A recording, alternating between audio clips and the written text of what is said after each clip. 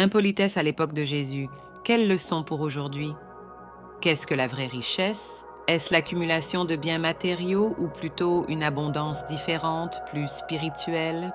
Dans cette vidéo, nous vous invitons à explorer la notion de richesse à l'époque de Jésus et à découvrir des enseignements intemporels qui résonnent encore dans le monde d'aujourd'hui. Imaginez un monde marqué par de grandes inégalités sociales où les élites possédaient d'immenses fortunes pendant que la grande majorité vivait dans la pauvreté. C'était la réalité à l'époque de Jésus. Pourtant, cet homme aux paroles révolutionnaires a osé défier ces normes, nous léguant des leçons aussi puissantes que profondes. À travers son regard, nous allons comprendre pourquoi le véritable trésor ne se trouve pas dans les coffres, mais dans nos cœurs. À l'époque de Jésus, la société était profondément divisée entre une minorité riche et une majorité pauvre. Les puissants propriétaires terriens accumulaient les moyens de production et dominaient les paysans, tandis que les commerçants et les collecteurs d'impôts devenaient souvent riches en exploitant les autres. Les riches possédaient non seulement des biens matériels comme des terres et de l'argent, mais aussi une influence politique et religieuse significative. Les prêtres du temple eux-mêmes pouvaient appartenir à ces élites économiques, consolidant leur pouvoir à travers des alliances politiques et financières. Cependant, cette richesse était souvent perçue comme une bénédiction divine. La société voyait les riches comme des élus de Dieu, alors que les pauvres étaient censés souffrir en raison de leurs fautes supposées. Cette vision rigidement hiérarchique ne laissait que peu de place pour la compassion ou le partage. C'est dans ce contexte que Jésus a fait entendre une voix totalement différente. Il a contesté la vision dominante de la richesse comme un signe de bénédiction divine. Jésus a enseigné que l'attachement aux biens matériels éloignait les hommes de Dieu et les rendait aveugles à leur véritable mission, aimer leur prochain. Dans la parabole du riche et de Lazare, par exemple, Jésus montre comment la richesse, lorsqu'elle est mal utilisée, peut conduire à la séparation spirituelle. Le riche, insensible aux souffrances du pauvre Lazare, finit par perdre tout ce qu'il croyait posséder. Un autre exemple marquant est celui de la veuve pauvre qui offre ses 2 dernières pièces au temple. Alors que les riches faisaient de grandes donations ostensibles, Jésus explique que cette femme a donné plus que tous, car elle a donné tout ce qu'elle possédait. Ce geste illustre la différence entre la richesse du cœur et celle des possessions. Jésus enseigna également l'importance de rassembler des trésors dans le ciel plutôt que de chercher des accumulations terrestres.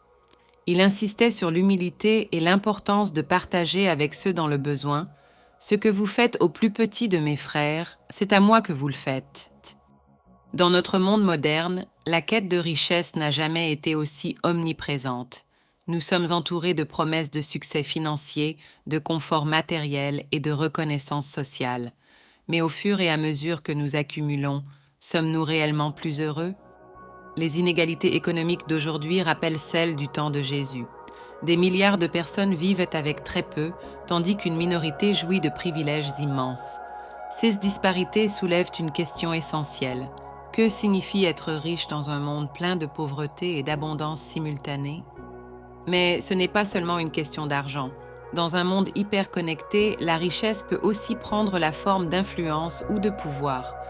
Pourtant, les enseignements de Jésus nous rappellent que la valeur d'une vie ne se mesure pas à l'aune des possessions matérielles, mais à notre manière de donner, d'aimer et de vivre en harmonie. Alors, comment appliquer ces leçons millénaires à nos vies modernes? Premièrement, Jésus nous invite à revoir nos priorités.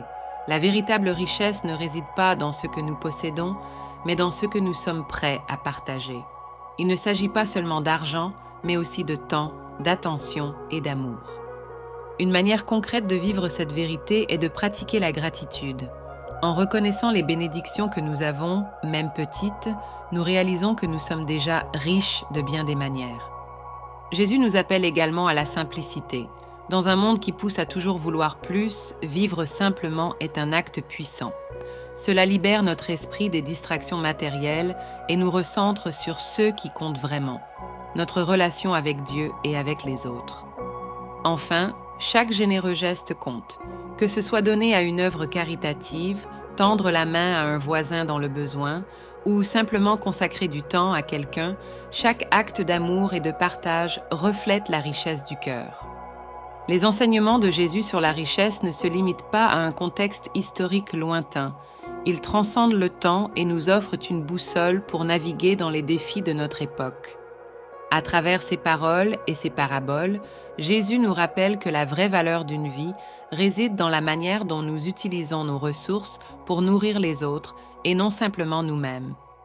Alors, posons-nous cette question.